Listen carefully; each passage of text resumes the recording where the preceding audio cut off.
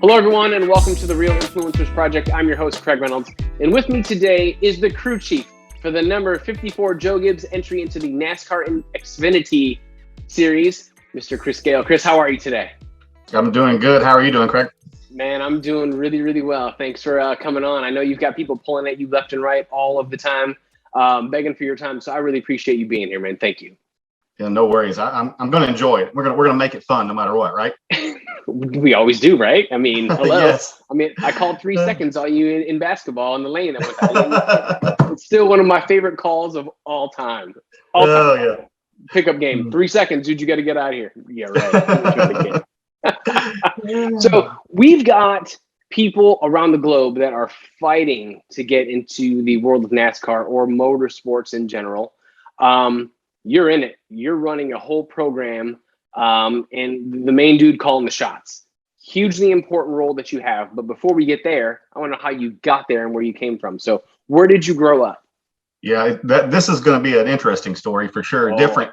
That's the one good thing about motorsports, right? Like meeting a lot of these people, you realize very few are from Charlotte. They're all transplants from somewhere else and got there, from some other motorsports. So I grew up in Little Rock, Arkansas is where I grew up. I was my dad was in the military, so I was born in Hawaii. We jumped from Hawaii to Colorado Springs to Texas and then to Little Rock, Arkansas when he got out of the military. And he had nothing to do with motorsports. He was an accountant, didn't know anything. My mother was a school teacher. They had no idea, not even close to motorheads, gearheads, anything mechanically inclined at all, like not even close. And I was probably, I was almost going to guess it was probably 8th grade, right in there. And just a guy that lived down the street from us always had a shop, and he had like a dirt car in it. And he would be working on it after hours. You'd see it. There was a racetrack not too far from where we were in Little Rock, I-30 Speedway, that was about 15 minutes outside of town. It was a dirt track?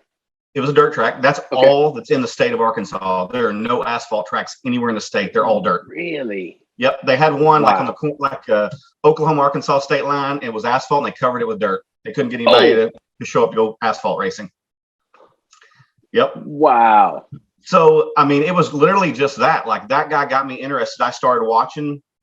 It was fun at that time because I was a kid, you know what I mean? And the motorsports side of it. And I just, as more and more time got involved, I just really clicked with the mechanical side and liking to understand how everything worked. A lot of people get fascinated with the driving side. And, man, I want to be a driver and the celebrity of that, right? And the popularity of that. That was never really me. Like, I didn't do much driving at all, like just enough to realize that like there's no way I have the money, one, or probably the ability or can get where I want to be doing that. But being a mechanic or engineer or whatever the case may be, that was a path that I saw could happen, and it wasn't like NASCAR was big where I grew up. You talk about this is the mid 90s, early 90s, mid 90s, kind of like Jeff Gordon was coming on the scene. So it was becoming more mainstream. Jeff Gordon, Ray Evernham.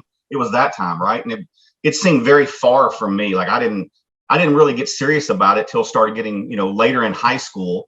And then thinking about, okay, what are the next steps? What am I going to do for a living? And this is the only thing that I really once I got out of junior high school that I really enjoyed and that kept me interested the whole time. I got every motorsports book of any sort that I could find my hands on, you're in high school. There wasn't reading a mechanical engineering textbook at that point in time, but any sort of racing book that I could get, I was just, trying to learn. You go to dirt tracks, you see a lot of people there, and it was, it may not always be the type of people that you would want, hardworking people, but maybe not highly educated. And so then everybody would always have these black magic secrets that they're like, oh, this trick or that trick I want to do, and I wouldn't understand why. Hold on. This is, I think, the biggest misconception on motorsports, especially with NASCAR, is that the people aren't that smart. Bullshit. If you talk to anyone about what they're doing, they are so far advanced with what they know and what they're doing. It's ridiculous. And it's a lot of trial and error, right? Because there wasn't a lot of engineering where you could just have this data and pull and push and moving things around, but it was more like, all right, let's tweak on this and see what happens. Definitely you learn to process, right? So, but early on level, like dirt track racing, like what got me wanting to be an engineer and be a part of it was I asked a lot of questions, and a lot of people couldn't answer the questions I was asking, and they couldn't put any physics behind it or theory behind it. And so that's what really made me want to go to the next level and say, like, okay, well, now I want to be an engineer. So when I go do this, I want to understand it better than this guy over here. And I want to be able to tune on it better and just basically advance myself a little with a little more physics-based knowledge behind it, rather than have to do as much trial and error to get to the result I wanted. Sure. With that though, how would you take that information and give it to the driver and then receive it back from the driver and process it and be able to make it work? How was that communication like in the beginning? Yeah, it really wasn't. There wasn't much. I mean, it was just physically just back and forth talking and trying to work it out. I mean, at this point, I'm a high school kid, you know what I mean? And we're just all learning together. And that's all it was, and then, I basically decided I had to leave Arkansas to kind of get to where I wanted to be. Right. And this was one where it was a tough thing for me to decide, we just got to go. Like I was enrolled at the University of Arkansas and did my first 2 years of school there and could have stayed there and gotten a degree from there. But I realized as I tried to reach out to people in North Carolina and get my foot in the door, man, everything was going in file 13. There's just no way. Like if you're not here, they don't take you seriously enough about it. And this was still the late 90s where there weren't as many engineers per team as there are nowadays. Yeah. So I basically just packed everything up in a U-Haul and moved this way. And I knew that UNCC had an engineering program. So I finished my schooling there while I was working for people here. And I literally just pulled up to the first guy's door that I saw in Kannapolis that had a garage door up and had a race car, and I just started knocking on his door, talking to him. Didn't know anybody. And, his name was Mark Reedy. And it just happened to be that his brother ran the fab shop at Hendrick Motorsports. I mean, just random chance, right? And he got me in touch with some people, Brian Butler, who Butler built seats at the time, and he had built Goody's dash cars at the time, in the late 90s. Yep. And I went to work for him while I was in school. He let me build dash cars. He took me ASA racing. So like, that's one guy that really influenced me that wasn't always on the forefront of racing. He was in like the seat technology and working on that end.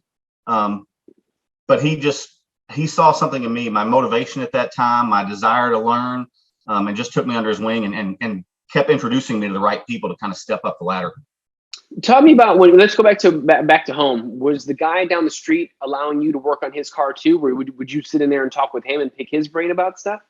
Oh yeah. It was, we'd sit in there and it was very basic. You were just learning stuff at this point, just trying to understand how it all worked. And so, me and a friend of mine, was basically the same age as I was. We basically became the two guys that were like running the show for the car as much as we could. You were always on the dirt level. You're trying to get volunteer help all you could. So anybody was willing to let us help as long as we were motivated to do a lot at that point in time. Right. Yeah. So you get here to Charlotte and you're working in the fab shop. Yeah. When was it that you were like, all right, I'm working my way up this ladder. I'm going to end up being a crew chief. But how did that come about? And who was the person you were chasing after? Like, I need to be like this guy. Yeah. So before I even got here, you're right. You always looked up to Ray Evernham. That was my deal at the time because it was the popularity of the Rainbow Warriors and not being from here. And he was the figurehead of kind of developing that group, And then he was once pretty I got ahead of here, the time too, man. He was pretty advanced with the stuff that he did. Pretty advanced with the stuff that he did. Sure. He was brilliant, man. For sure. He was the pioneer for doing a lot of different new things, right? That were new to NASCAR. Yes. Like the Raptor car that had the big travel in the front. Going to the corners. Oh yeah. Yeah. I met a guy, basically Mark Catania, who was another engineer here who had already graduated, who was working in the All Pro Series, and he basically got me a connection to interview at Joe Gibbs Racing. And so that was my break. When I met him and he got me my foot in the door at Joe Gibbs Racing, and which at that time I was going to work as a shop guy for Coy Gibbs. Wow. Which is interesting. I'm working for Ty Gibbs for his son now, but this was for Coy Gibbs. In a truck? Was it a truck? Truck series, yes. And this would have been 2003. Yep. And so that was the foot in the door, right? Because a lot of the engineers at that time, you were either an engineer on the car, but not every team, especially at what would have been the Busch series at that time, or trucks, had an engineer on every team. You might be the engineer / shot guy or some dual role, right? Mm-hmm. And that was kind of how I started. And then I spent basically a year and a half with him and then got moved up to the Xfinity program to be a true engineer on that car and not have to do the shock thing anymore. And that's kind of when I started realizing that once you meet all these other smart people that are inside the racing circle, and you realize they're normal people. Everybody comes here from somewhere else. Everybody has ambition, but you start to, you measure yourself to other people, right? And you're like, can I do this? Can I not do this? Do I have what it takes to do it from an intelligence standpoint, from a work ethic standpoint? I think pretty quickly, once I was around that group and what I'm going to call a high level racing team for the first time in my life, I'm like, I can do this. I have all the tools, and I have as much desire or more than anybody to kind of make it there. So then it becomes a real difficult path because there's lots of choices to make. You know, once you get to a good team, you look at all these crew chiefs, right? And you decide, do they make it or do they not make it? And sometimes you get paired up in a situation where you can't win, whether that be a driver that you may not think has enough talent or a team that doesn't have the resources. So you could take some crew chief opportunities earlier than maybe you would at a big team that had more resources with better drivers to just become a crew chief, right? Right. But you may not pick up all the information you need. You may not learn from other good engineers and other good crew chiefs as quickly, and you may not be successful because you're not doing that and because you don't have the resources you need, and you may get cycled out, and then you're out of the loop, and you don't get another good quality ride. So you've either got to really, really overperform with what people think the driver in the car is capable of, or you wait your turn till you know you're going to get a situation that you know is okay. I can be successful in this. So that's kind of the hole I got in. So I was an engineer on the Cup car starting in 2005 on the 18 Cup cars. Bobby Labonte's last year at Joe Gibbs Racing. So I was the engineer from 2005 with him until 2012, all on the 18 Cup car. So there was 7 years that I was basically just the engineer there and worked with 4 different crew chiefs at that point in time. So I was getting a little impatient, to be honest with you, whether I was going to get a shot. Right. Yeah. Right. I'm sure. Yeah. And then 2012, basically we had a conversation. I actually thought I was going to get to go at the end of 2011, 2012 and run an Xfinity program for JGR. And last minute, they couldn't find a replacement for me on the Cup side, or not one they deemed was feasible. And I got held back a year. Oh. So that made me even more antsy, right? So then finally I got to do it in 2013. So that was basically 2013 was the start of being a crew chief, right? And man, there is no training for that. Like, even though I had sat next to the guy who was making all the calls and had been involved with all the decisions that need to be made, and as an engineer, it's the training role to be a crew chief, right? So you're being consulted from the crew chief on lots of stuff. You're offering all this information. You're throwing out what I think strategy should be, what I think we should do with the car setup, all these things, but ultimately it's his choice, right? Right. And he's the one who's sitting there in the hot seat when it's okay, it's time to pit now. Are you pitting or are you staying? What are you doing here and why? And I think that's a whole different level of complexity and intensity that you don't get from sitting in the passenger seat, right? You don't get into it behind the wheel. Right. And I think that was some of the stuff that immediately in 2012 I didn't realize was probably as significant as I thought it would be, and the people side of it, right? Like, no one really trains you on how to manage people. And in the engineering role, wasn't managing anybody, managing my day-to-day responsibilities. That's it. Mm-hmm. And immediately you go into where you've got, at that time, 7 crew members, 7 over-the-wall guys, basically, or behind-the-wall guys and over-the-wall, and then another 6 mechanics, an engineer of your own, and all these people you're trying to manage, plus dealing with the driver, that I didn't have to do quite as much as the crew chief had to do. And people, still to this day, that is probably the toughest thing for me. There is no manual. I guess you get a little better at reading some people, and you have gone through some routines where you kind of know what people expect and what they don't expect and how to treat people. But man, that was probably the first year and a half. I was pulling my hair out. It was all related to managing people mostly. Right. I hear that from other managers. I used to manage retail stores, and that was always the toughest part. And when I would go into, right a ship of a store that wasn't doing so well, it was always the culture. It was always change the way that people are viewing the business and how you're treating them. And they're going to come and they're going to work for you. Yep. You guys are in a fast-paced situation. There's not a lot of time. You guys got to keep moving and grooving. What was that one time when you were like, I got to make a call here. Shoot, what do I do? Have you ever like gotten to that point where you're like, man, I'm not sure if this is the right call, but we're doing it? A couple times. I mean, like in race, 2 or 3 times, man. You know, the whole having, you know, you lay out plans and you think, well, this is the way it's going to go, and then all of a sudden you get into the race and you realize just things aren't panning out the way you thought they were going to, basically. And you have to like, okay, well, now it's the time. It's I need to pit and do something totally different. Maybe give up track position here to get it back later.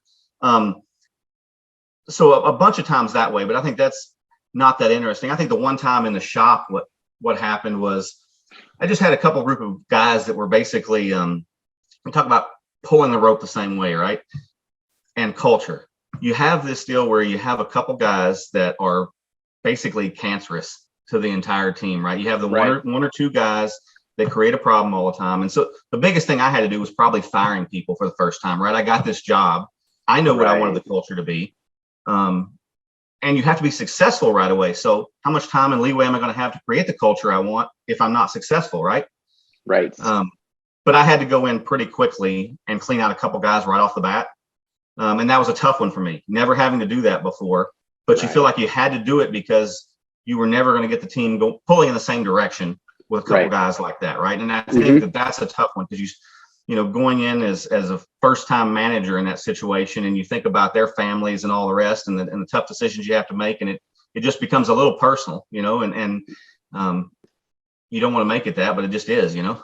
It's hard. I know all the training that I've gone through, they're saying, you know, keep it on the business level. Don't bring your emotion into it. It's impossible.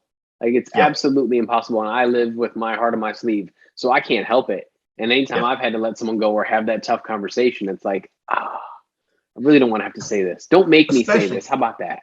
Yeah, especially, you know, what's tough for us is, you know, we were traveling together all the time. So you do become a little bit like family. Like you spend a lot more time together.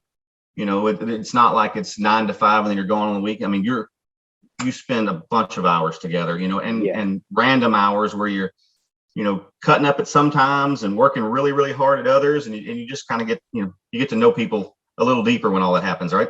Yeah, absolutely. But I think what you said has a lot of merit. You know, those two people or that one person can ruin the whole batch, and then they're mad because you're not taking care of the person that's causing all this drama. It's like a twofold kind of a deal, and you're like, you have to get rid of somebody when they're not being productive and positive for the team. Like there's really no choice, no matter how hard it is. You know. Yeah, you're exactly right. Right, the ones that are doing the right thing are on the fence, and they're watching what's happening with the others, and then they're watching to see how it's going to go. Right. So yes, you let that go, and eventually it kills everything, right? Yeah, absolutely. So you're the crew chief at one of the premier teams in all of NASCAR, whether it's the Cup side or the Xfinity side. What kind of pressure is that for you? I mean, every weekend they're expecting. I mean, the fans, the general public are expecting you guys to run up front or close to it because you're one of the stronger teams and one of the better programs. What is that like for you, and what kind of coaching have you received around that? Yeah, you know, early on it was pretty difficult for me, to be honest with you. It's tough because, right, you live with it week in and week out, right? You judge yourself every weekend. There's only one winner, right? And 39 losers now. At one time there was, you know, 43 cars, so 42 losers. So you're going to lose far more often than you win in that situation, right? So, I mean, early on, especially when I first moved to the Cup Series, right, I had all this high expectations, and I had won on the Xfinity Series. And when you move up from Xfinity to Cup, the difficulty in winning it's so tremendously hard. It's even hard to understand. You know, you go from where I might have won 12 races in 2016. We go to 2017 with a great equipment, a great driver. We're all a good group of guys, and we don't win a single race, you know, with a rookie driver. And everybody hangs their heads, right? Like you're expecting to win, you know, 3 or 4 races, and the driver doesn't understand it. I don't understand it. You know, like that's the first time just really understanding that, like, you have to come up with some other way to measure success weekly and not just on that win and loss. And I think that's where it clicked for me is after, you know, I probably went 6 months of being upset, not being more successful right away. And then I started setting goals. We're like, okay, we're going to set some top 10s, some top 15s. We're going to set some improve on pit road by this amount. We're going to look at the pit decisions we're making, and we're going to judge after the fact, based on the information we had at the time, how good were we doing? How good were we doing this compared to other front running cars? Because it might have worked out where you might have made the right choice for pit strategy and gained positions, but then the driver messed up on the restart and you lost 5 and didn't work out. Well, so was everything a loss at that point? So I had to learn to just break things down into the individual parts and then judge those each one individually, right? Rather than just living down on the overall win. And then, ultimately, right, it's like building a team with anything. As you start getting better in all those areas, then you start to get the chance where you're actually competing to win, right? Right. And so it was just a little slow, evolve, just a little bit of involvement with the team there. And it was a tough one for a young guy to handle that, young guy from a driver's perspective and me, first time crew chief. Right. You've got all kinds of confidence going into it. And you're like, I'm winning some races, and you don't. I've certainly been there racing my bike in the past where I'm like, I'm winning some races this year, this weekend, and it doesn't happen. You're like, what did I do? Like, what did I do? The biggest thing is how do you manage, right, staying hungry and not losing your confidence at the same time that you're trying to do it, right? Oh my gosh, yes, absolutely. Because I would train as hard as I could. I'm like, I did everything right, and I still got waxed. What happened? And when you're not winning, you want to quickly say everything you're doing is wrong, right? Everything you're doing is wrong, rather than decide, no, I'm doing things correctly in these few areas. It may not equate to wins, but these areas are getting better. These are the areas where we're at a deficit at that we need to work in, right? Right. Yeah, exactly. For me, I would always start to train harder until I would train myself until I was overtrained and then I was sick. Because I'm like, if I train harder, I'll get faster. Really, I probably should have rested more and I could have gotten faster, but that's besides the point. We do have a running joke at JGR that I've laughed about here lately because, I've done the Xfinity series for a few years and I went to the Cup series for 4 years and I came back last year part-time or full-time on Xfinity with rotating drivers, and I have Ty Gibbs this year, right? So I have a lot more interaction with coach than I ever had before, and everybody's giving me a hard time to go like, you have the highest pressure job at Joe Gibbs Racing right now. Don't think that the Cup guys do or don't. You have Ty. So there's a family tie there, right? And so we laugh about that a little bit, that maybe I do have the highest pressure situation right now just because of family being involved. Yeah, there's an expectation that he's going to move into one of the Cup cars soon enough, I'm sure. But what does that look like for you? Do you want to move with him, or do you want to stay on the 54? That's a wicked fast car. No, absolutely, I want to move. So that's probably some history that you may not know, and I think it's known because I've talked about this, at NASCAR.com and a few other places before, where when Eric Jones was let go at the end of 2020, there were some opportunities I had to go do some other things, and stay on the Cup side. And I think that there were a few things that just didn't go right from a few people at Joe Gibbs Racing that's what bumped me back down to the Xfinity series, or I had a choice. Do I want to go back to the Xfinity series or do I want to leave Joe Gibbs Racing? Right. And so we sat down and had some conversations there about that and about a plan to get back to the Cup side. I never really wanted to go back to the Xfinity side. I basically chose that because there was not an open spot at Joe Gibbs Racing at that moment, with all intentions of the minute that becomes an option again, getting back there. Very cool. So you went from a rotating season with different drivers. When you do that, and obviously you've got Ty that you can just work with him, but when you've got these rotating drivers, how does that affect your approach to the race? The setup of the car, because each guy likes something different. How challenging was that for you to give them the product that they needed to win or be competitive? Yeah. It is different. I think the communication is what's difficult, and that's what's different between the drivers. How do they give you feedback in the race? Because when I was doing this last year, there was no practice. There were only 4 events all year that we had practice. So they would just show up, get in the car, and have to start the race. I think, the car side is simple in my mind. It's you build fast cars, right? You build fast cars that are well balanced. So the setup you put underneath it has it so that they can maximize the performance of the car, right? The communication in race, when you're not necessarily good enough and they're trying to tell you, okay, I'm a 4 loose or I'm a 5, a lot of guys will use a generic scale 1 to 10 kind of on their tendency on how bad the handling is. But a lot of guys, that scale is sliding and it's different from one guy to another week to week. So when you may know I need X adjustment, and with Ty, I would make a 2% adjustment for his 5 type, but then I have Martin Truex Jr. and his 5 tight, I need a 4% adjustment. So I think that was the harder part for me, is figuring that out, Right. And that just by the seat of your pants too. Whoa. A little bit. Now, the good thing is, right, I had done this rotating cast before in 2016.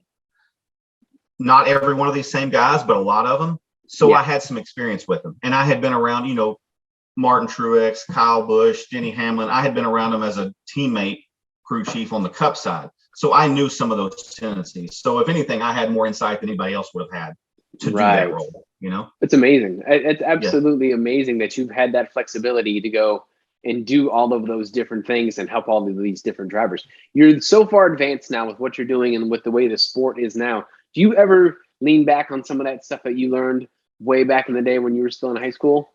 I don't, other than right, there's still some of the things that are always apply, right? Like make cars faster, right? The physics, low, light, and left, right? More downforce, more tire grip, like all that still applies. I think it's just the nuances of how we get there and the tools that we use to get there now that make everything far more complex. I mean, to be honest with you, it's just changed so much in probably the last 5 to 8 years, just the influence of simulation and things, driver in the loop simulators that they spend time in, that, really 5 to 7 years ago wasn't really happening in NASCAR. It was just starting to happen. And a lot of that stuff is what's changed my day-to-day a lot more in the last, 3-4 years.